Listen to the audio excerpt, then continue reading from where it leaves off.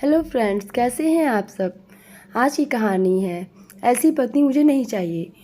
Order order, कृपया सब शांत रहें और वादी को पेश किया जाए।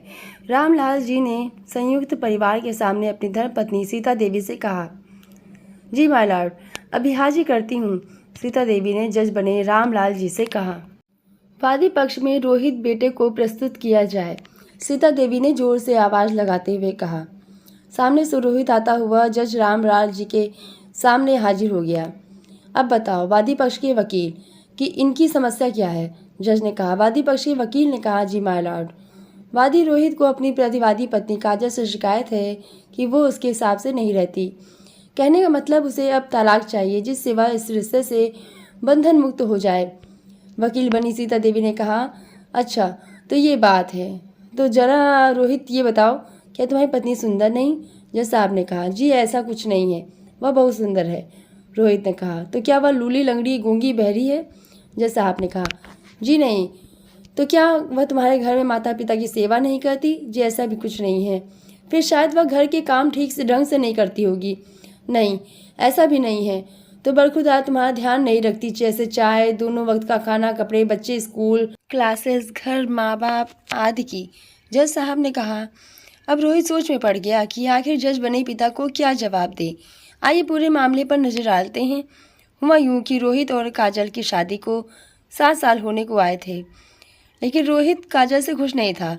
वह काजल को अपने साथ ऑफिस पार्टीज में ले जाना चाहता था, लेकिन उसकी शक्ल देखकर ही उसे लगता सबकी पत्नियां तो बन ठन के आती हैं, अगर मैं इसे ले गया तो बेइज्जती हो जाएगी।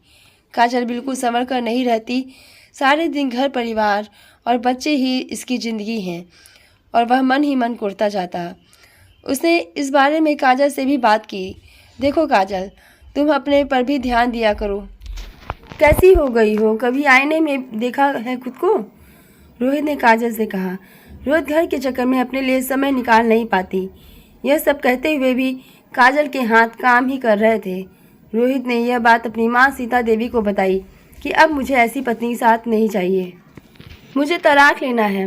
और सीता देवी ने अपने पति रामलाल जी से ये बात की। अब रामलाल जी सोच में पड़ गए। सुशील, गुणी, सुंदर, संस्कार वाली काजल के लिए रोहित ऐसा क्यों कह रहा है। उन्होंने हालत को समझकर बैठक बुलाई, और जब काजल सब्जी बाजार में आई तो सबके सामने रामलाल जी ने रोहित से आंखें हटा ली। तो वापस कोर्ट रूम में रोहित जहां अपनी अर्जी दे रहे हैं। नहीं जज साहब, मेरी पत्नी काजल जो गृहिणी है और उसके पास खुद के लिए समय नहीं है, वह सारे दिन सिर्फ काम काम काम ही करती रहती है। ऐसी पत्नी मुझे नहीं चाहिए। रोहित ने कहा। तो महाशय रोहित, इसका ये मतलब तो नहीं कि तुम इतनी सी बात के तलाक की अर्जी दो। क्या कभी आगे होकर अपनी पत्नी की भावनाओं को समझने की कोशिश की है। अगर आज उसके पास तुम्हारे लिए समय नहीं है तो वह तुम्हारा पूरा परिवार संभाल रही है। क्या कभी उसके काम में हाथ बटाने की कोशिश करता है। क्या कभी दोस्त बनकर उसको देखता है। तुम्हें तो खुश होना चाहिए कि आज पूरे परिवार को उसने संभाला है, तो उसे भी तुम्हें ही संभालना होगा। जब उसे अपनी फिक्र नहीं तो तुम्हें ही उसकी फिक्र करनी होगी। बड़ा आसान है तलाक लेना, लेकिन क्या तुम कल्पना कर सकते हो कि उसके जाने के बाद तुम्हारे घर परिवार का क्या होगा, बच्चों का क्या होगा और सबका क्या होगा। क्या यह सब तुम कर लोगे। रामलाल जी ने कहा। अब रोहित को भी लग गया कि उसकी सोच ही गलत थी। सही थी काजल, जो दिन रात उसे और उसके परिवार को संभाल रही थी, और इतनी छोटी सी बात पर न जाने क्या करने जा रहा था मैं। अब मैं भी काजल के कामों में सहयोग करके उसे थोड़ा फ्री कर दूंगा। हाँ, एक अच्छा दोस्त बनने की कोशिश करूंगा। यह सब दिमाग में चल ही रहा था कि तभी रामलाल जी की आवाज़ सुनाई दी।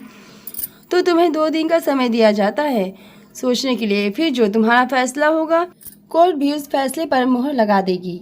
रामलाल जी ने लंबी सांस लेते हुए कहा। रुकिए जज साहब, मैंने फैसला कर लिया है। अब मैं अपनी बीवी को दोस्त समझकर उसकी हर संभव मदद करूंगा, और भूल कर भी ऐसा सोचने की गलती नहीं करूंगा। आखिर वह इस परिवार की धुरी है। रोहित एक ही सांस में कह गया।